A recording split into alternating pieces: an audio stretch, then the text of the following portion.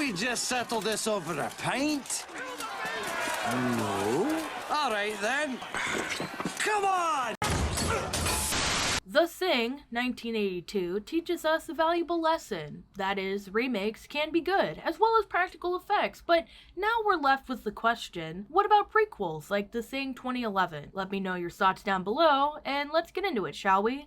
The film starts in the 80s, with snow everywhere besides the bathrooms. A team is focused on nearby vibrations to hopefully locate a working Yeti for Disney, but instead fall into a cavern finding a spaceship. How do these guys get out? Who cares? We then skip to Kate, who's dissecting a prehistoric animal. Do you know what this animal is? 'Cause I sure as hell don't. Just then, Kate's friend Adam and a man named Dr. Sanders walks in offering her a job in the Arctic digging up Encino Man. Kate agrees cause money is cool and flies her ass to Santa's little shop of horrors. On the way there, one of the pilots of the helicopter starts having the feels for Kate, asking his buddy if she's American and if the crew ever set up that hot tub. He then signals to Kate to put on the headset and they begin to flirt, and my god, can something scary happen already. I'm just saying, in 82...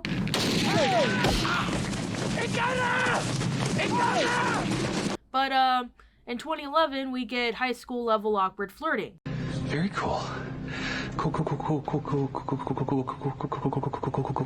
Kate sees the ship and tries not to shit her pants, and then the gang shows her the UFO that's been trapped in the ice for 100,000 years. Don't believe me? Ask the internet.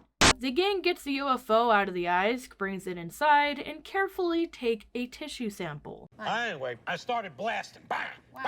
Well, I don't see so good, so I missed. Bang! Kate tells Dr. Sanders not to mess with the UFO anymore, and the doctor tells her to go wipe some makeup off cause she's a clown, and don't ever think about embarrassing him in front of the boys again. You basic, no riz, R.I.P. baby. Everyone celebrates, especially this guy Jonas, who turns into a real wild thing after a few drinks. Meanwhile, come on. Let's talk about sex, baby. Let's talk about you and me. Let's talk about boom! Jesus. Don't let them in, don't let them see. Be the good boy you always have to be. What the hell? Oh my god, no way.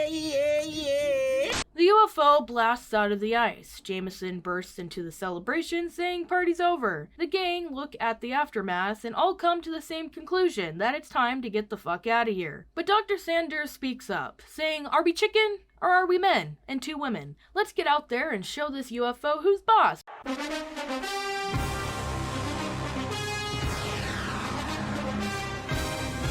A few inches later.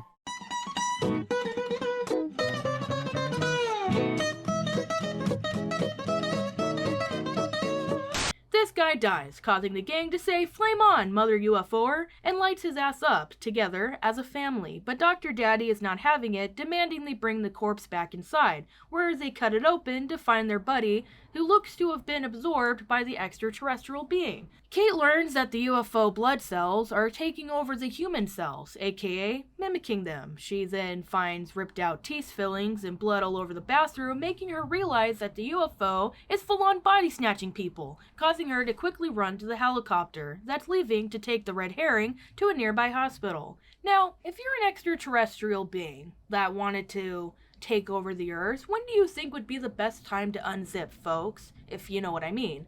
Would it be when you got to the hospital? Or maybe it would be when you got to the most populated city on Earth? Well, trick question, guys, because this UFO is a complete Dumbo who blows their cover at the worst times imaginable, causing the helicopter to crash, which causes everyone to freak out. That's when little Miss Tattletale over here says that she knows who the creature is, leading Kate to her room only to reveal that she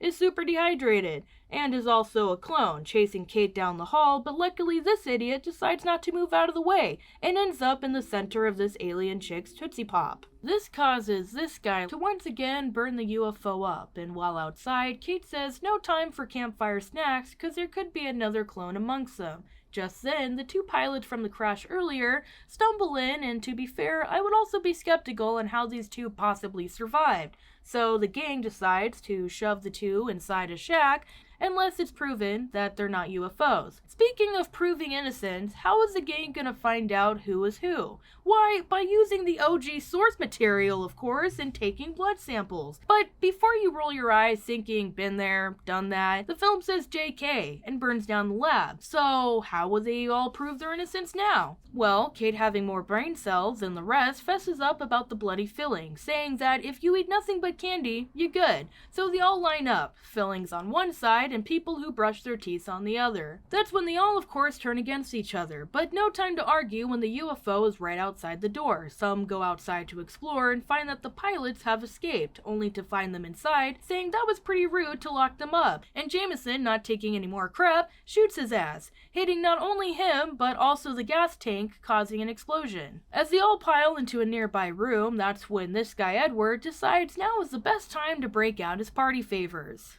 Oh my god, what is that? Oh my god! What is that? All hell breaks loose, and Adam declares he's too cute to die and makes a run for it.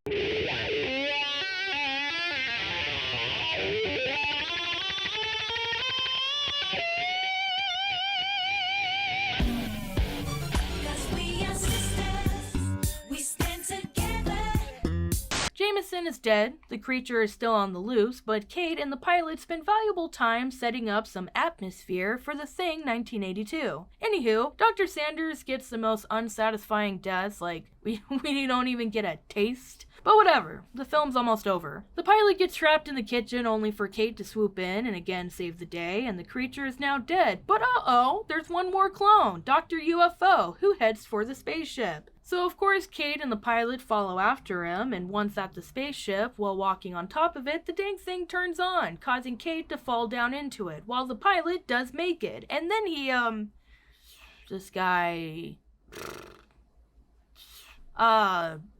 So Kate then stumbles around and finds some good old CGI, and the filmmakers at this point is yelling, "Are you not entertained? Well, how about this, folks?" Feed me, if you dare. Puss, what happened to you? You got so fat. Fancy. Kate escapes, almost dies, but luckily movie magic is on her side, and manages to detonate an explosion that she got from Lars earlier. She then meets up with the pilot outside, who I guess was taking a nap during the fight, and they both breathe a sigh of relief, thinking it's finally over. However, while getting into the truck, Kate notices that the pilot now isn't wearing his metal earring.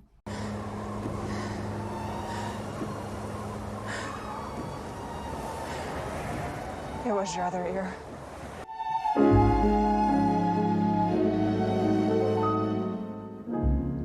Chestnuts roasting on an open fire. Kate then rides off into the darkness, not warning anybody about what the heck just happened. What the hell did you people do in there? Something you and your puppies could only dream of, you non-miraculous son of a bitch. The movie ends with a man stopping by the place to see it not looking so good. That's when a dog runs out from the ashes into the open Arctic. Steven! I thought you were dead! Fucking hell! Anyway, this guy demands that him and the rescuer guy get into the helicopter, go after the doggo, and while in the air, he begins shooting at it. Happy ending. Okay, so honestly, is this the worst remake in the entire world? No, but what made the OG really awesome was, of course, the practical effects. I mean, they're just top-notch, okay? And sure, CGI has its moments. I'm not gonna hate on it entirely, but this ain't it, guys. Or maybe it is. I don't know. Let me know your thoughts down below. I would love to hear them. Most of all, thank you guys for checking out my video. We're almost up to 500 subscribers! Thank you guys so much for believing in me, and most of all, I believe in you. That's it. Goodbye.